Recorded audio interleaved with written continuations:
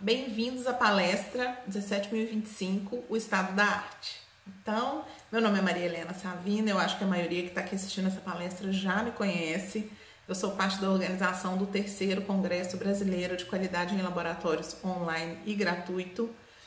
E estou aqui para falar um pouquinho para vocês da nova 17.025, do que aconteceu com essa norma nesse último ano, vamos dizer assim, no último ano. Nós não temos um ano e pouquinho de norma republicada.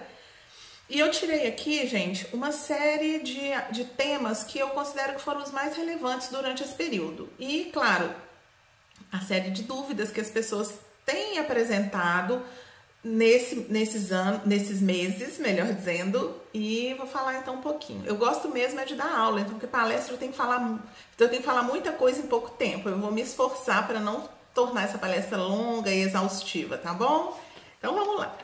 Bom, a primeira mudança da 17.025 foi na sua estrutura. O corpo da 17.025, a distribuição dos itens da 17.025, passou por uma mudança completa. Antigamente a gente tinha 4 requisitos de aplicação, né? Que era os requisitos 4 e os requisitos 5. Hoje nós temos 8 requisitos, o 4, 5, 6, 7 e o 8. Então, quando eu soube que a 17.025 ia passar a ter mais 4 requisitos, 3 requisitos, eu fiquei muito apavorada, porque eu pensei, nossa, vai ser muito mais trabalho.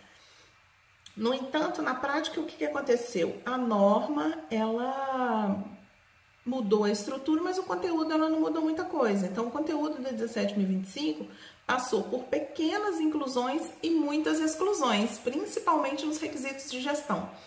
Então, eu considero que a primeira mudança, que foi a questão da estrutura, ela veio favorecer os laboratórios, tá bom? A outra coisa, eu acho que essa 17.025 tá muito melhor. E eu passei o ano de 2018 inteiro passando, eu nem sei quantos treinamentos eu fiz, gente, as pessoas muito apavoradas, preocupadas, o que essa norma nova trouxe. Então, a primeira questão do estado da arte da 17.025 não trouxe dificuldades. Eu creio que ela trouxe facilidades. Ela simplificou a vida dos laboratórios. Mesmo porque, como o conteúdo técnico não mudou quase nada, então assim, o grosso do laboratório mesmo continua quase da mesma maneira, tá bom? Bom, então ela mudou a estrutura e na estrutura ela trouxe também muito mais clareza em relação aos itens. Porque é o seguinte, na norma antiga, ela pedia, por exemplo, autorização. Ela pedia autorização em equipamentos, pedia autorização em pessoas, em documentos. Então, assim, a norma trazia vários requisitos de autorização. E muitas vezes o laboratório se perdia, né? O sistema de gestão ficava, às vezes, muito pesado. E hoje não, ela tem um requisito lá no 6, no requisito de recursos e ponto. Fala ali no 6 quais são os requisitos necessários para a autorização. E aí, então, em termos de clareza, ela também veio, assim, muito mais clara que a norma anterior. Bem, a grande mudança, para mim, assim, é a questão da mentalidade de riscos. É isso mesmo, mentalidade de riscos. Não existe um item de mentalidade de riscos. Ela fala lá no prefácio sobre a mentalidade de risco.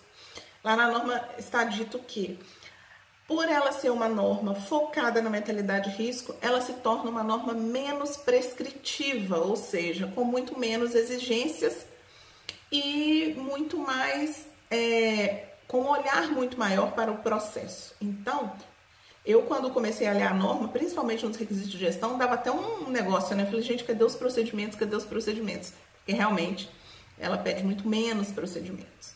E eu não sei se você sabe, eu nem me apresentei, né, assim, no meu currículo, mas eu sou graduada em biologia, me especializei em qualidade, né, há 21 anos eu trabalho com qualidade e hoje eu pertenço ao banco de avaliadores da Coordenação Geral de Acreditação, né, a CEGECRE, do Inmetro.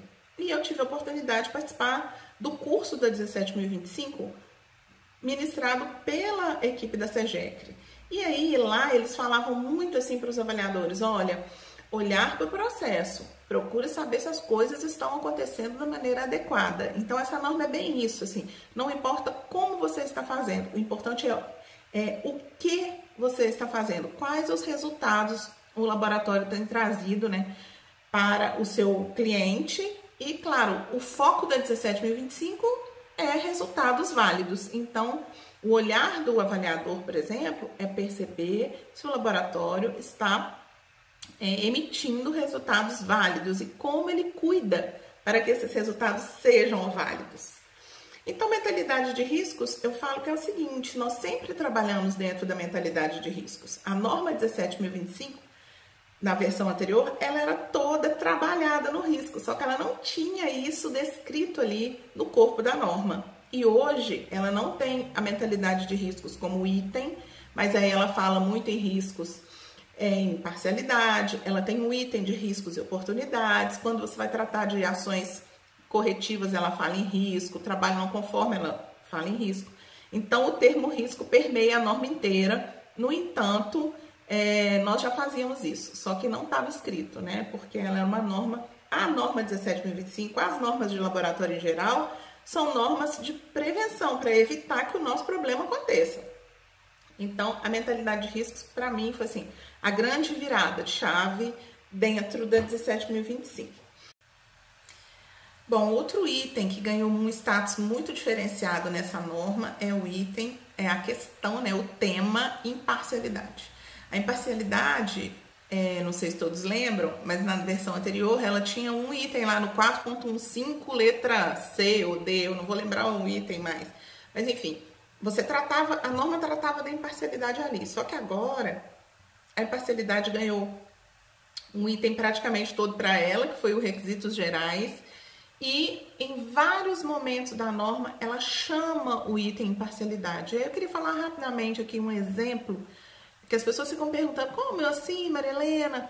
Um exemplo de imparcialidade, né, gente? Imparcialidade, um resumo de imparcialidade é o seguinte, o profissional do laboratório, tanto os técnicos quanto a direção, enfim, todos os interessados, todas as pessoas que estão envolvidas com os relatórios das atividades de laboratório, que ele não troque resultados válidos por qualquer outra coisa.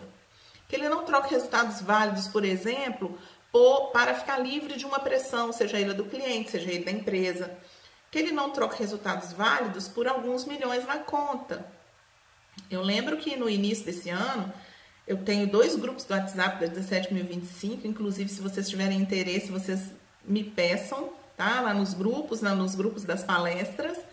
Esse meu grupo de WhatsApp só fala de assuntos técnicos. E um dia, 6 horas da manhã, de repente, o grupo do WhatsApp começou a, aparecer imagem, mensagem. Eu acordei e falei, gente, o que está acontecendo com esse grupo das 17.025? O que estava acontecendo é que estava em toda a mídia que profissionais de laboratório tinham sido presos porque estavam falsificando resultados ou então mudando resultados. E aí, por quê? O que aconteceu com eles? Qual é o item da norma que eles estavam descumprindo? Eles estavam trocando resultados válidos por milhões na conta. Isso é que a norma não admite. Tanto é que eles perderam a acreditação assim, na mesma manhã. Porque para você ter uma norma 17.025, para que você carregue, né, o selo de acreditação, não basta você medir bem, você precisa ter ética, né? E a imparcialidade, melhor dizendo, ela é um braço, é uma perna, é um pilar das questões éticas no laboratório. Então, assim, imparcialidade é não trocar resultados válidos por nada. E a norma, ela ainda é muito clara no item lá dos riscos, que ela fala, o laboratório tem que eliminar ou mitigar os riscos, jamais admitir imparcialidade nos laboratórios, tá bom? Então, a imparcialidade veio forte. Ela aparece algumas vezes permeando outros itens da norma.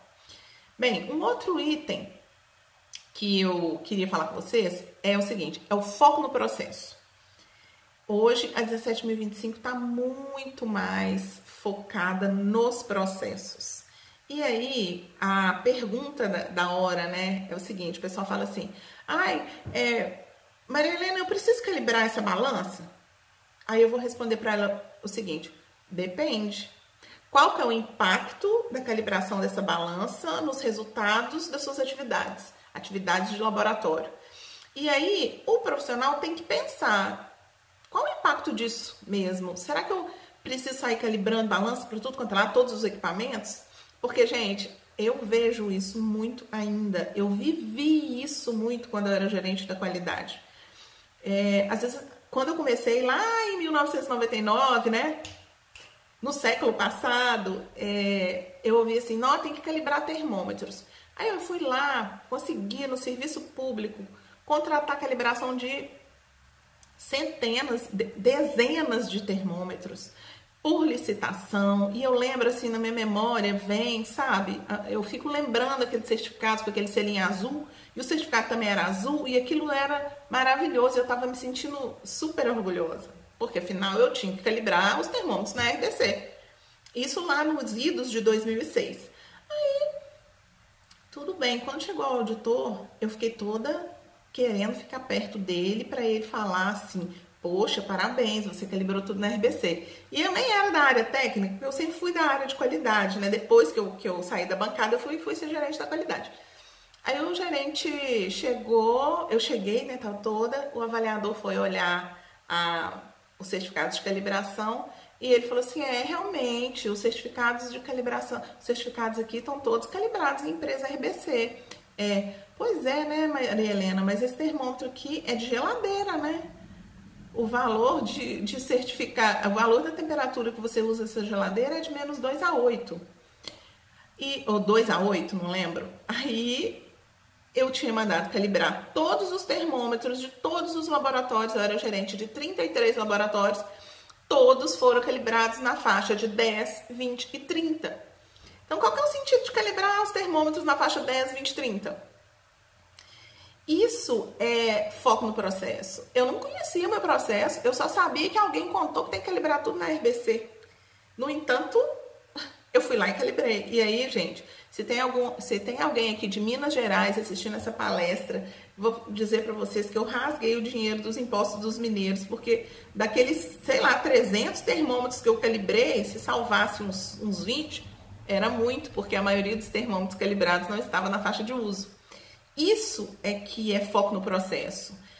Para você ter um bom sistema de gestão 17025, a primeira etapa não é conhecer a norma, a primeira etapa é conhecer o seu processo. É você ver, entender o que você está fazendo. E se você está calibrando um termômetro, por exemplo, você tem que entender o porquê você está calibrando esse termômetro. Então, eu vejo que essa norma nova, ela trouxe, né, no corpo dela alguns itens de calibrações muito mais objetivos, muito mais focado. Ela deixa umas notas interessantes e eu quero aproveitar aqui para falar para vocês baixarem no site do Inmetro o DOC SEGECR 87. Esse DOC SEGECR 87, ele tem as diretrizes, as orientações da própria equipe da SEGECR de como fazer a transição para essa nova 17025. Então, o foco no processo é isso, gente. Eu entendo o meu processo, aí eu sei se eu preciso ou não calibrar, eu sei se eu preciso ou não fazer a análise crítica dos insumos. E, né, vem um mundo de questões que a norma exige da gente, mas a gente precisa estar com muita clareza, né? Isso tem que estar bem na nossa cabeça, o que eu tô fazendo e pra que eu tô fazendo aquilo. Porque se não for assim, vocês vão fazer igual a Maria Helena no século passado. Saiu calibrando termômetro à vontade, sem saber pra que servia, né? Aí, depois que eu passei essa vergonha, eu aprendi, mas eu podia muito bem ter passado por uma palestra dessas, porque eu não ia passar esse vexame, né? Ainda no assunto equipamentos, mas dentro do que é o foco no processo, na norma tem um item que esse sim tem trazido bastante curiosidade, bastante dor de cabeça, que é a questão da verificação. Na norma anterior, a gente tinha lá no 510 o item assim: o laboratório deve ter um procedimento para verificação intermediária do status das calibrações. E aí, esse ano, isso acabou, morreu, não tem. Nesse ano não, né, gente? Nessa nova versão da norma. E isso tem trazido muito preocupação. Uma coisa nova também que tem na norma é que ela tem conceitos.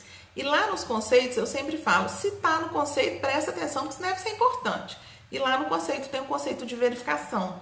A norma fala que verificação é você avaliar se um requisito especificado é cumprido. Então, por exemplo, você compra um equipamento, você faz as especificações daquele equipamento. Aí você pega aquele equipamento, ele chega, você pega a nota fiscal e o próprio equipamento e vai verificar se aquele equipamento atende todos os requisitos estabelecidos na hora da compra. Isso é um tipo de verificação.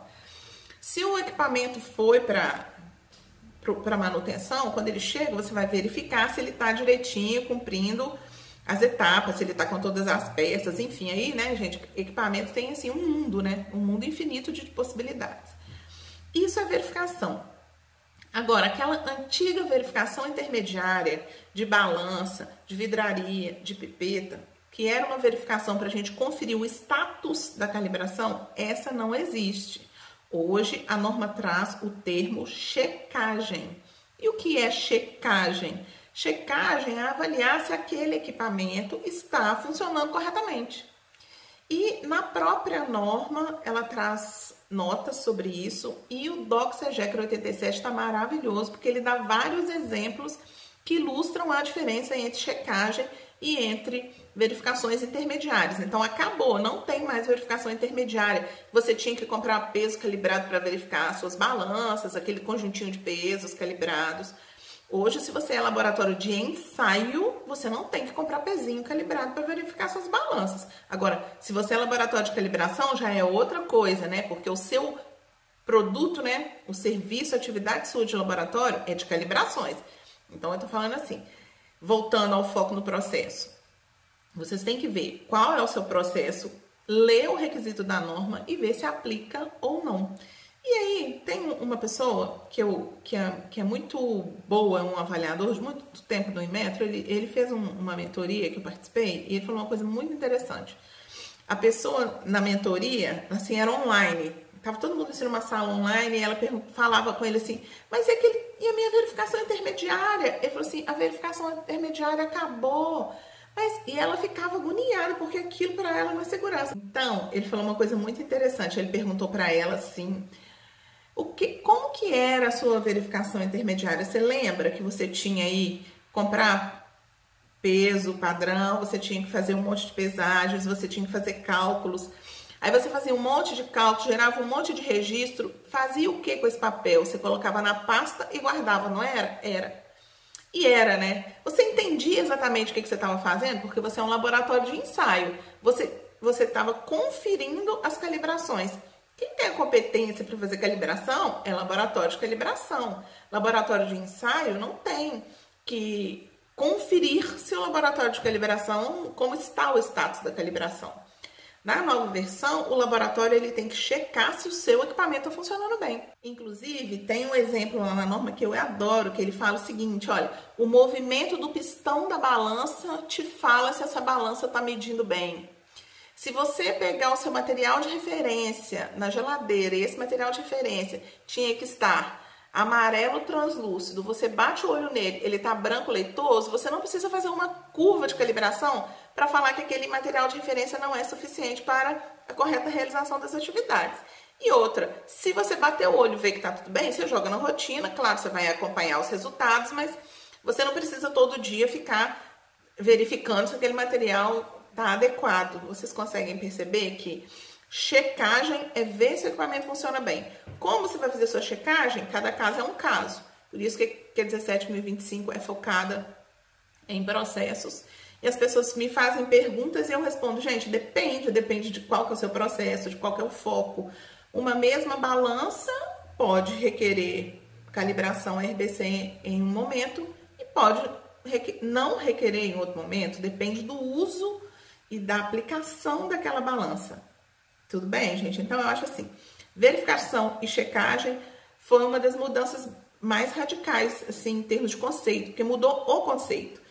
E tem uma palestra aqui no evento, que é da Ana Cristina Folador, e ela explicou pra gente lá na palestra o seguinte, que a norma 2005 foi traduzida errada. Ela já era para ter sido traduzida como checagem, passamos aí 12 anos com ela com a tradução errada, e agora ela foi traduzida de maneira correta. O laboratório tem que cuidar e demonstrar que o seu equipamento funciona bem. Ele não tem que conferir se a calibração está funcionando bem. Então, para reforçar, eu quero pedir para vocês pegarem a 17025 lá no item de equipamentos, baixarem o Doxer Jagger 87, fazerem uma leitura bem crítica, com um olhar mais aberto. O que acontece? O que eu vejo, gente, no estado da arte da 17025, nesses 20 anos de experiência, é o seguinte: as pessoas falam muito assim, ah, não, eu calibrei porque o auditor falou que tinha que ser.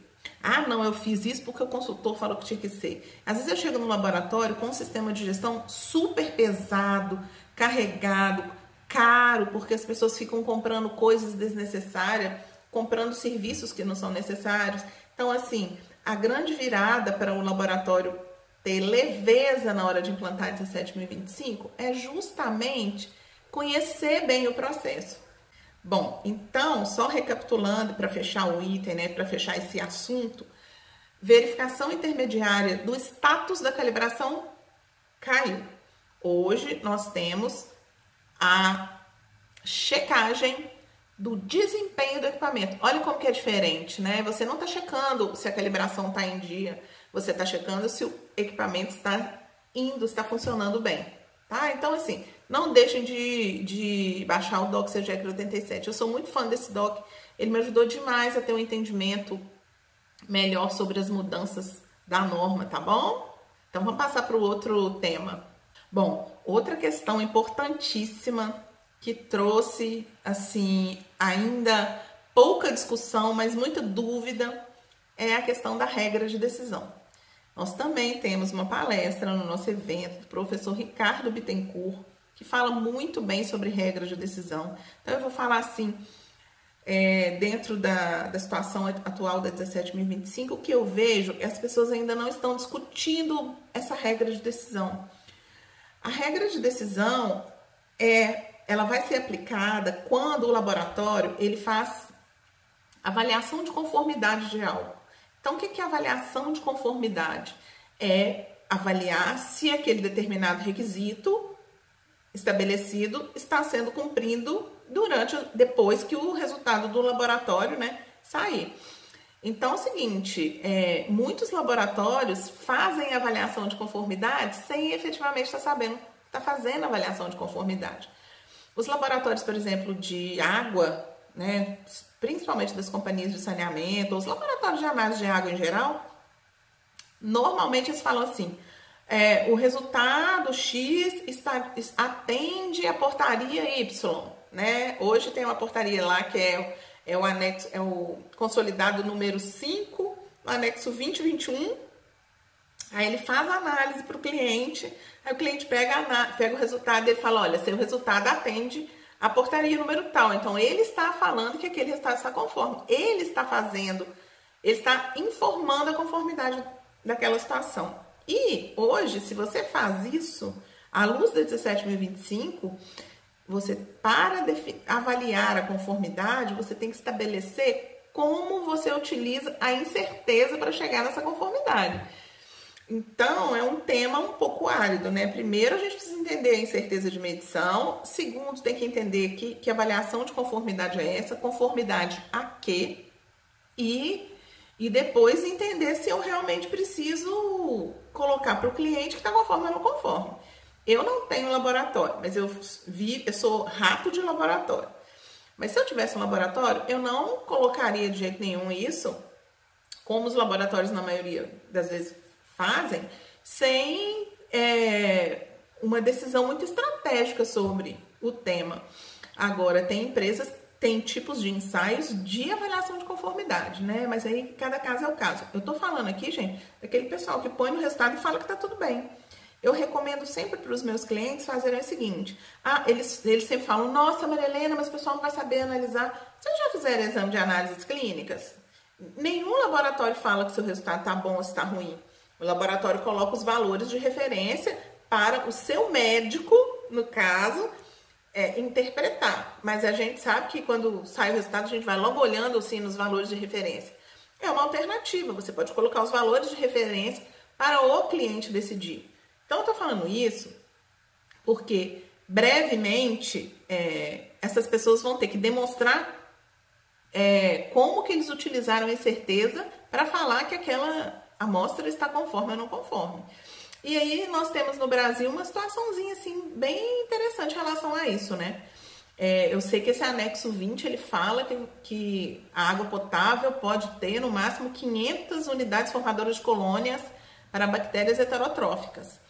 As bactérias, mas a norma não fala em incerteza, a norma não, a portaria, né, não fala em incerteza, mas a 17.025 fala em incerteza, e a gente acaba liberando a água falando, está conforme com a portaria número tal. Então vocês estão vendo que, eu não sei se eu fui muito claro, porque sim, é realmente um assunto mais árido, mas eu já vou pedir ajuda para os universitários, eu vou pedir para eles assistirem a aula do professor Ricardo. Eu só vou deixar aqui como estado da arte, da 17.025, é que nós ainda, nesse item, estamos muito crus ainda, tá todo mundo cru, eu não vi ninguém falando de regra de decisão assim tão à vontade.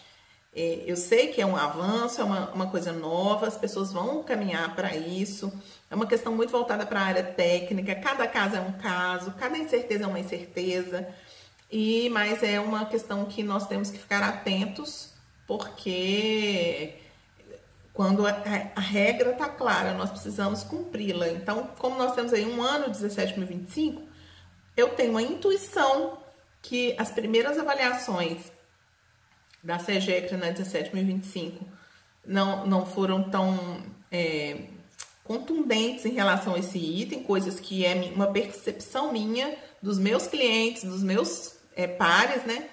Mas eu acredito que esse assunto vai começar a ficar apertado, eles vão começar a apertar, então vocês precisam ter um olhar mais, dar mais uma olhadinha em relação a isso.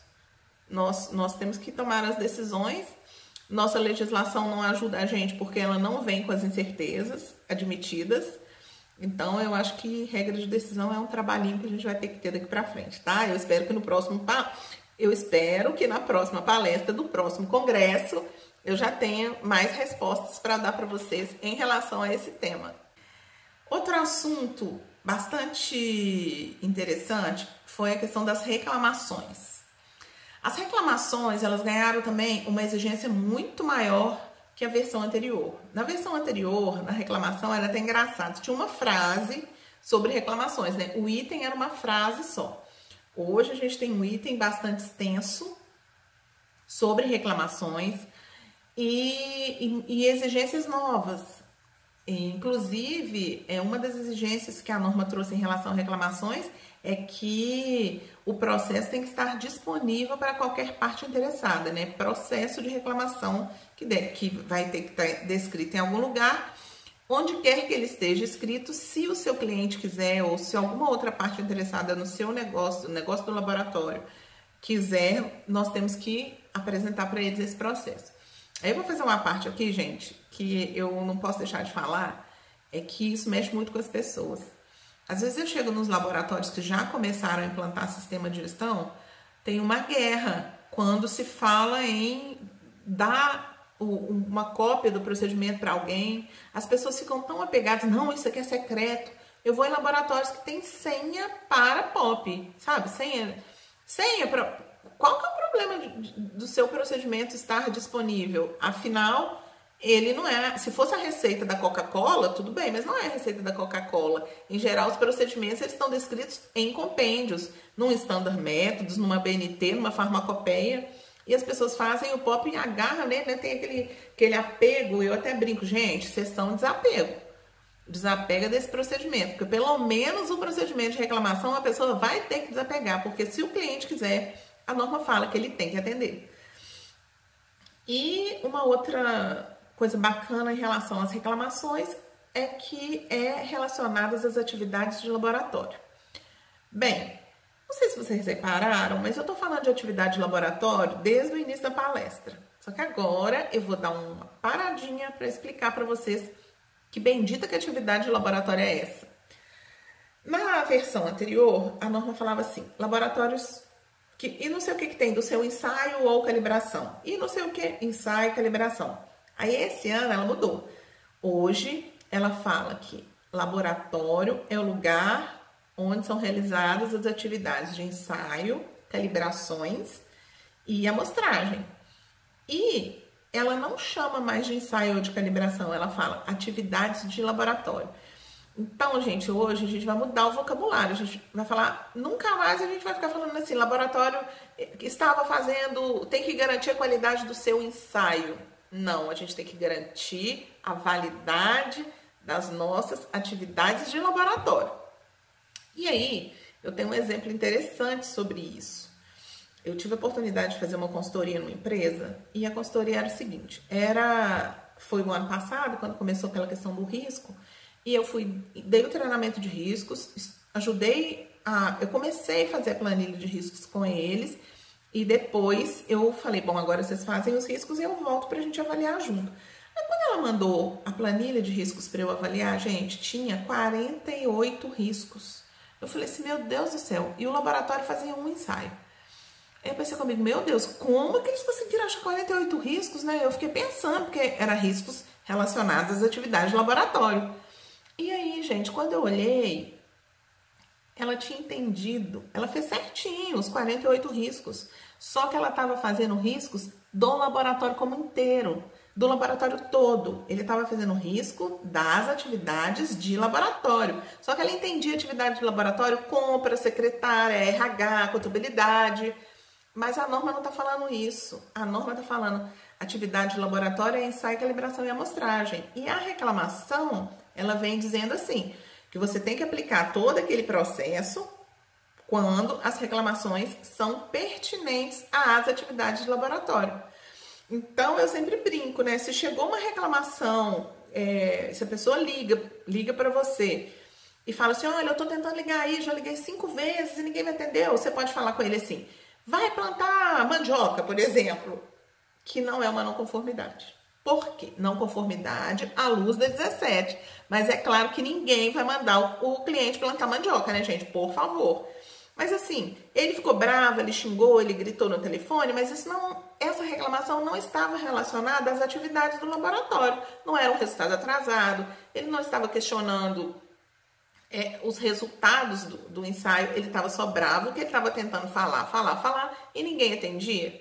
Então, ele ligou e brigou e reclamou. Agora, se ele tivesse reclamado e falou assim, olha, eu tô reclamando porque tem 10 dias que meu resultado está atrasado. Eu tô reclamando porque essa amostra que eu mandei veio com um resultado muito diferente. Aí, você vai ter que tomar as providências. E aí, você vai ter que aplicar aquele requisito todo novo de reclamações que requer bastante atenção de vocês agora. Então, o item reclamação, ele deu uma melhorada, assim, em termos de exigências. Ele tá mais exigente ainda. Outra novidade foi a questão do item controle de dados e gestão da informação. Esse item veio muito novo, né? Ele não existia esse item. Nós tínhamos lá aquele item de controle de registros, que a gente falava de registros em meio eletrônico, proteção de registros em meio eletrônico, mas nada mais. Só, gente, que a norma, a última versão da norma, ela é de 2005, a última antes da atual, né, 2005. E aí, depois vem a versão 2017. Foram 12 anos entre uma versão e outra. Você já pararam para pensar o que aconteceu em termos de tecnologia para laboratório nesses últimos 12 anos? Então, assim, foram muitas mudanças. E a 17.025, então, ela ficou devendo para o mercado, para os laboratórios, uma adaptação à modernidade. Ela tava uma carroça, né? Em vista do que nós temos hoje. Ela estava exigindo coisas que, assim, o povo falava, ah, não, o meu eu tenho software, Maria Helena, o meu é software, isso aí não é software. Então, quem tem um software, tem essa série do software Linux, né? Então, tem uma palestra também no evento, eu tô a maior propagadora das palestras aqui na minha, né? Mas é porque as outras estão me ajudando. Então, assim, nós temos uma palestra sobre essa questão de informatização de laboratório também. Então, esse item veio para resolver essa questão da tecnologia, né? E eu tenho uma curiosidade sobre esse item. Quando falaram assim, quando eu vi pela primeira vez, eu fiquei tentando entender o que era isso, porque lá tem um item que fala assim, o software deve ser validado. Aí eu fiquei pensando, meu Deus, como que valida software? Até que um dia eu fui dar um treinamento numa fundação muito bacana no sul do país, e lá eles fizeram auditório e tava o pessoal, tinha um rapaz que era o chefe da TI. Aí eu peguei e falei com ele assim, eu vou aproveitar que você é da TI, me responde uma coisa, como é que faz validação de software? Resposta, do mesmo jeito que você faz validação de métodos. Você faz alguma coisa e testa essa coisa para ver se ela funciona. E eu achei que foi maravilhoso, porque ele é como se ele tivesse descortinado, gente. O conhecimento é a melhor coisa do mundo.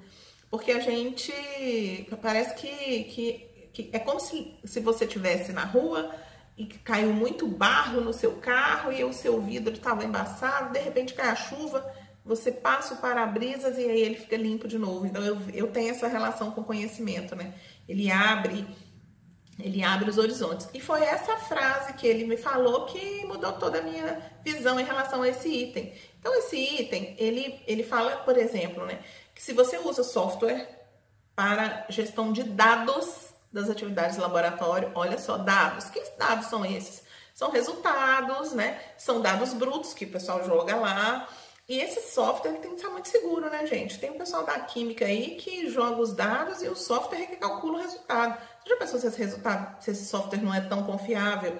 O resultado sai totalmente diferente? E quais são os impactos desses resultados lá na frente? Eu costumo, nos meus treinamentos presenciais, perguntar para as pessoas assim, eu vou perguntar para você ir pensando aí nesse momento. Para que você sai da sua casa e vai trabalhar no laboratório? E não vale responder que é para receber o salário no final do mês. A gente sai de casa para ir para o laboratório porque a gente vai gerar... E aí, os meninos perguntam assim, mas o que você faz? Porque tem mãe que costura, tem mãe que faz carro, trabalha em fábrica de carro, mas laboratório fabrica o quê? Produz o quê? Laboratório produz informações. E para que servem essas nossas informações? Para que alguém, seja o médico, seja a autoridade reguladora, seja o dono da fábrica, tome uma decisão. Então, as nossas informações, elas são subsidiadoras de tomadas de decisão. Então, se nós não tivermos um carinho muito especial pelos dados que nós geramos, nós podemos causar danos seríssimos. Imagina, né? Você, por exemplo, está no laboratório veterinário, numa região como o Pará, e você faz um ensaio errado, né? Você não prestou atenção, o seu software não estava validado, estava aquele software que não tem muita confiança. E você libera aí um resultado de aftosa positivo. Já imaginou quantas mil cabeças de gado sendo abatida? E quantas pessoas perdendo o emprego? Porque se o frigorífico fecha, muitas vezes uma cidade inteira vive em função do frigorífico. Então, tô fazendo um drama aqui, mas é porque realmente os nossos resultados, eles são para tomada de decisão, né? O médico decide se vai operar, que remédio vai dar, o laboratório ajuda o médico na hora que ele vai tomar as decisões. A clínica é soberana, mas todo mundo sabe que hoje em dia o laboratório é absolutamente fundamental na saúde, né? As questões das companhias de saneamento de água, a gente libera uma água contaminada aí de uma toxina, uma cianotoxina, que é uma toxina uma toxina virulenta não, uma toxina muito tóxica mesmo, né? Eu não usei um termo muito bom não, mas eu vou deixar assim mesmo, vou editar essa parte da palestra não. Então, como o caso de Caruaru, na década de 80, né, que uma clínica de hemodiálise, vários pacientes vieram a óbito porque a água estava contaminada com uma toxina de uma cianobactéria. Então, assim, tá vendo? Se eu for caminhar aqui na nossa palestra para esse ritmo, a gente acaba o congresso e eu vou continuar falando aqui. Mas então, a questão da gestão de dados, do controle de dados e a gestão de informações, ela tem muito voltada aí com os nossos registros e que a gente usa o software. Hoje eu vi uma palestra também no evento que fala que nós já mudamos de era, a gente já passou da era da tecnologia, né? Nós estamos na nova revolução industrial, revolução humana, o laboratório não pode ficar para trás, tá bom? Então, assim, esse item novo é para nós cuidarmos direitinho dos softwares que fazem os cálculos para a gente, cuidar direitinho dos dados que a gente armazena ali, proteger a informação confidencial do cliente, e aí vocês podem se divertir navegando aí nesse item, tá bom? Agora nós vamos passar para o próximo. Bom, agora nós já vamos caminhando para o final da nossa palestra e eu deixei por último o sistema de gestão. O sistema de gestão foi o item, assim, para mim, que teve maior número de mudanças muito bacanas, muito, assim, meio assustadoras a princípio, mas depois a gente vai colocando a cabeça no lugar e vê que não é nada tão terrível assim. Então, a primeira grande novidade da 17025 em relação à gestão, acho que todo mundo aí já deve saber, é que o laboratório que tem uma ISO 9001 implantada, devidamente implantada, ele pode suprimir a aplicação dos itens 8 da 17025, desde que o seu sistema ISO 9001 contemple o que a 17025 pede. Então, aí vem a SEGECRE e ela fala o seguinte, olha, tudo bem, pode ter ISO 9001, mas tem que ter ISO 9001 no escopo do laboratório. Esse laboratório, essa certificadora, ela tem que ser acreditada e na versão 2015 da norma. Mas como já venceu também o prazo da versão 2015, porque antes no período de transição, né, a ISO permite que o laboratório ainda fique com a norma anterior por 3 anos. Isso já caiu, então assim, todo laboratório que tem ISO 9001, ele necessariamente tem que ser agora pela 9001 2018. Desculpa, gente, 2015. Aí, é o seguinte, é a minha opinião. Essa aqui, a palestra é bom, né, gente? Porque você pode dar suas opiniões. Eu não tô dando uma aula, eu só tô dando palpite mesmo. É o seguinte, eu fico aqui pensando, se o laboratório realmente precisa ter 2 certificações, exceto que o cliente dele, a menos que o cliente exija, né? Porque eu sei empresa que exige que o laboratório tenha ISO 9001. Pois se o item 8 da 17025, a própria 17025 fala que o laboratório que cumpre a 17025 já está cumprindo a 9001. Então, aí é a história. Eu não recomendo que o laboratório tenha uma 9001 para depois colocar uma 17025, porque assim, certificação custa dinheiro, acreditação da mesma maneira. Então, para que você vai gastar 2 dinheiros se você pode ter um selo só? Então, eu sou muito favorável que o laboratório tenha somente o selo 17025, que é a norma própria para laboratório. A 9001 é uma norma ótima, mas é uma norma de gestão. Ela não tem requisitos específicos. O que eu vejo é que muitos, né, a maioria dos auditores de 9001 vem cobrando requisitos técnicos, mas se você for no pé da letra, a 9001 não fala que tem que ter uma pipeta calibrada no Instituto Nacional de Metrologia. Então, por quê, gente? Porque a 9001 é uma péssima norma? Não, ela não é uma norma de laboratório. Vocês vão ver que aqui, ó, o nosso item 8 fala que você pode usar a 9001. Agora, tem laboratório que já está com a 9001 pronta. Ele falou, opa, eu não vou precisar preocupar com a gestão. Eu vou correr, fazer a parte técnica e vou usar os 2.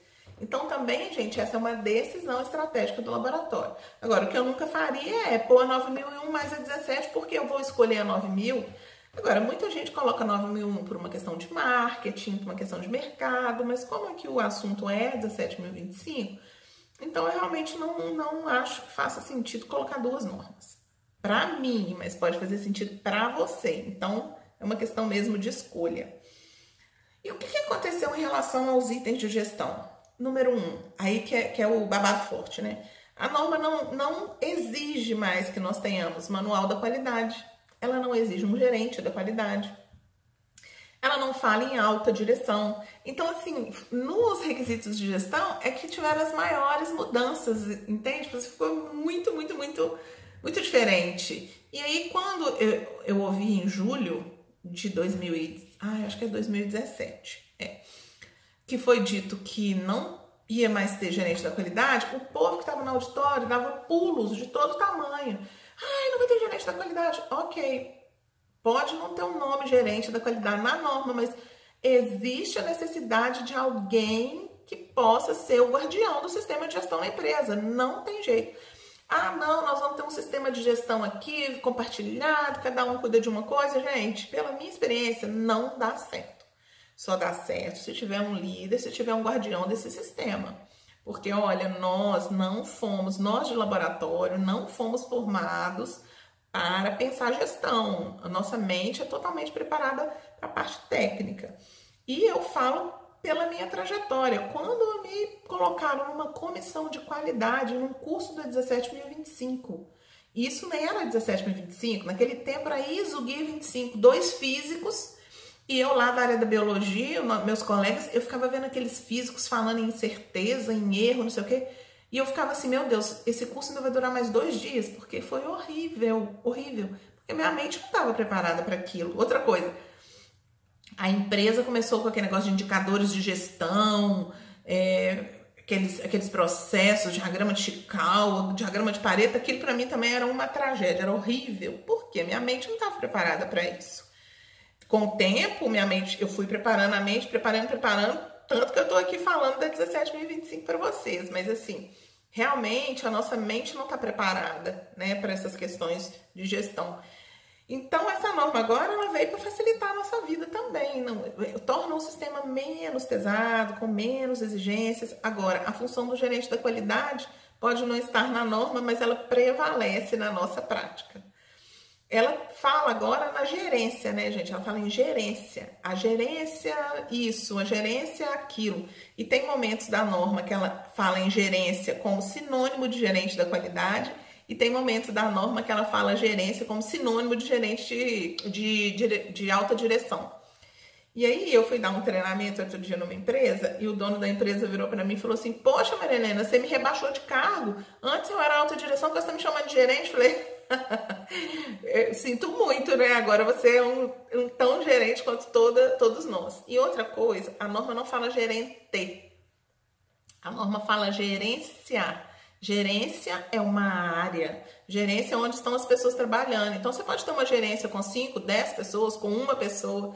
Tem tanto laboratório que eu conheço que o gerente é o gerente da qualidade, o gerente técnico, é o chefe das compras, porque o laboratório é pequeno, né? Então, assim, tirar essas exigências facilitou muito a vida dos laboratórios. Outra coisa também é o seguinte, a questão do manual da qualidade. A norma não pede manual da qualidade mas ela pede assim, o laboratório deve documentar. O laboratório deve documentar. Gente, se o laboratório tem que documentar, e documentar significa escrever em procedimento, e se nós já temos o bom e velho manual da qualidade, para que a gente vai abrir mão dele? A norma não tá falando, você não pode ter manual da qualidade. Ela só não está falando, você tem que ter manual da qualidade. Então, a gente pode continuar com o manual da qualidade. Todos os meus clientes que já estão acreditados na nova 17025, eles estão com seus bons e velhos manuais da qualidade. Eu não abro mão, eu acho assim, a norma mudou, evoluiu, mas o meu sistema tá rodando bonitinho, eu vou trocar? Eu não trocaria, nem recomendo. Agora, se você quiser trocar, também pode, desde que você dê garantias de resultados válidos. A conversa da 17025, pessoal, é garantia de resultados válidos, ok? E uma outra coisa que eu queria falar com vocês também é que você vai lendo a norma, né? Acho que uma boa parte de você já leu, já fez o curso. Ela começa assim, o laboratório deve ter procedimento e reter registros. Então, ela também pede registros, e na outra norma ela falava assim, o laboratório tem que ter registros. Agora ela fala, o laboratório tem que reter registro, ou seja, registro tem que estar muito bem guardado. E falando em registro, o registro ganhou status especial na norma, né? Porque antes a gente falava em registro no 4.13 e hoje a gente está falando em registro no 6. Não lembro, acho que é 6.4, e 6.5, gente, não vou guardar de cabeça, não vou colar também não. Eu sei que ela fala em registros técnicos, depois ela fala em controle de registros. Então a norma é no 7 que ela fala em registros técnicos. Então, a norma deu um status campeão para o registro, tem 2 itens para registro. E o que é registro, gente? O registro é justamente o nosso produto, é o bem mais precioso do laboratório. Então, não é à toa que ele está aí muito bem representado, mas em termos práticos não mudou praticamente nada. Houve-se uma mudancinha naquela regrinha, né, de quando a gente errava, tinha que passar um traço, escrever o nome e rubricar. Hoje ela dá a liberdade de você fazer como você quiser, mas você também tem que datar. Mas essas são dicas, diquinhas de 17.025, tá bom? E outra questão muito importante na gestão é a questão dos riscos. A norma fala em riscos e oportunidades. Ela continua falando em trabalho não conforme, ela continua falando em ação corretiva. Aí ela não fala mais em ação preventiva, esse termo cai da norma.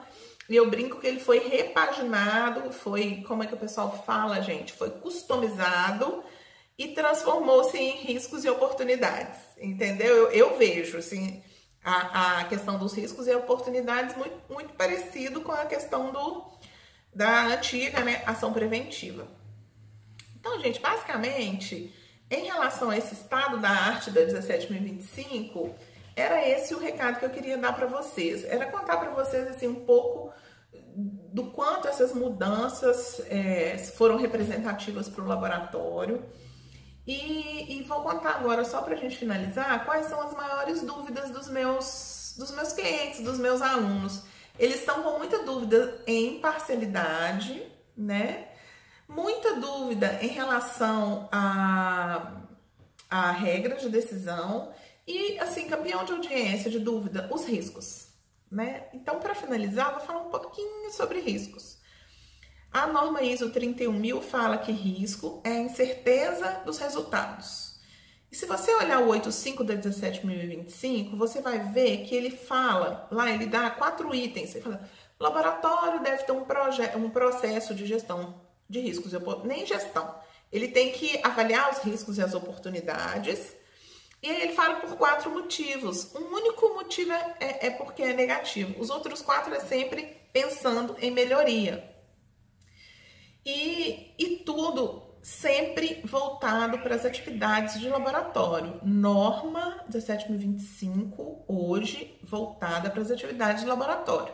Ah, Maria Helena, mas então precisa fazer reclamação só para a atividade de laboratório e os outros clientes? Você pode fazer reclamação para o que você quiser. Você só não pode deixar de tratar as reclamações das atividades de laboratório só para reforçar ensaios, calibrações e amostragem que vão após a amostragem, a atividade de laboratório vai acontecer, não é isso? Então, basicamente, gente, era isso. Acho a 17.025 uma norma fantástica e eu sempre falo do propósito, né? O meu propósito é que a 17.025 deixe de ser vista como esse terror. E eu, como consultora, isso poderia ser bom para mim, né? Porque aí o pessoal ia me contratar mais para eu ganhar mais dinheiro, mas inclusive, eu gosto de ganhar dinheiro, tá? Eu gosto de trabalhar, minha empresa não é uma empresa filantrópica, a gente trabalha, a gente vende serviços, mas eu prefiro não vender a deixar a pessoa nesse sofrimento, porque não tem tanto sofrimento. E sabe um outro sofrimento que eu vejo muito? É o seguinte, não vou pedir acreditação do Inmetro agora, não vou pedir acreditação agora não vou chamar o Inmetro agora não, porque eu não tô bom. Minha área é ruim, minha área física não tá boa. Hoje mesmo, coincidentemente, um cliente me ligou e falou, Maria Helena, eu quero conversar com você porque eu preciso que você veja a minha área física. Só que ele é em outro estado, lá na região norte. Vou fazer uma teleconferência com você, vou abrir uma chamada de vídeo. Aí ele abriu a chamada de vídeo. Aí ele veio andando com o vídeo pelo laboratório, mostrando a porta, o piso, a geladeira. Falou, pois é, mas eu vou ter que gastar muito dinheiro, porque eu vou ter que comprar isso, vou ter que comprar aquilo para fazer acreditação. Aí eu fiz a seguinte pergunta para ele, falei assim, aqui, deixa eu te perguntar uma coisa. Você confia nos resultados que você está liberando aí para os seus clientes? Resposta, 1000%. Eu falei, então a sua condição ambiental, o seu laboratório pequeno, não tem problema nenhum. Ter uma 17.025 não é sinônimo de ter um lindo laboratório, com paredes em epóxi, pisos arredondados, armários planejados e coloridos. Não, gente, a 17.025 foi feita para garantir resultados válidos. Pode ser num laboratório pequenininho, num laboratório simplesinho, sim, desde que você garanta que o resultado é válido. Eu já vi laboratórios enormes, bacanérrimos, mas a pessoa não tinha a mentalidade ela não entendia o que ela estava fazendo. Ela saía calibrando Deus e o povo, punha aquele gente para fazer verificação intermediária de termômetro, de termigrômetro 2 vezes por dia numa sala de reagente que não precisa ficar nem na temperatura de geladeira. Esse reagente tem que ficar na temperatura ambiente. E aí ela punha termigrômetro, a pessoa fazia 2 vezes leitura daquela temperatura. Trabalhar no laboratório desse, gente, isso é castigo. A gente quer trabalhar, nós técnicos, nós queremos trabalhar dentro de uma atividade que nos dê confiança. Não é gerar papel. Então, para finalizar, 17.025, gente, não é sinônimo de papel. Qualidade não é sinônimo de papel. Qualidade é sinônimo de resultados válidos. Qualidade para laboratório é sinônimo de resultados válidos. E no caso específico, para laboratórios que realizam atividades de ensaio e de calibrações, é a norma mais indicada. É a norma que, assim, eu tenho um carinho especial por ela, a minha empresa. Até esqueci de falar, né? Eu sou sócia da Lince Consultoria e Treinamentos, que é a nossa empresa que está organizando esse evento aqui já. Desde 2016 a gente organiza esse congresso e, enfim, eu acho que o recado que eu queria passar para vocês era esse. Tô deixando aqui o meu telefone, meu e-mail, o telefone da empresa, o que vocês precisarem, vocês entram em contato comigo. Se vocês quiserem entrar no grupo da 17.025, eu já tô pensando em fazer um grupo do Telegram, porque já tem muita gente. Então era isso, esse era o recadinho que eu tinha para falar para vocês. Então, tô deixando aqui meus contatos, qualquer coisa vocês falem comigo. Ah, e também eu tô no grupo, né, gente? Eu tô em todos os grupos. Eu tô nos quase 40 grupos do WhatsApp desse evento hoje, no momento que eu tô gravando essa palestra. Ah, e também eu estou nos grupos, né, nos grupos das palestras. Qualquer coisa vocês podem me chamar lá também, que eu tô ali. Às vezes eu não interajo muito, porque são muitas pessoas, né? Nós já ultrapassamos a marca de 6.000 pessoas, então a gente precisa dar atenção para os grupos, mas depois do congresso eu prometo que se você quiser entrar para o grupo da 17.025, é só me chamar que eu mando o link, tá bom? Então, muito obrigada, é um prazer imenso estar aqui falando com vocês. Eu já, de antemão, já convido para o 4º Congresso Brasileiro de Qualidade de Laboratórios, que vai ocorrer em abril de 2020, tá bom? Então, um abraço, espero que vocês aproveitem as palestras, espero que esse meu recadinho faça alguma diferença na sua vida, tá bom? Muito obrigada!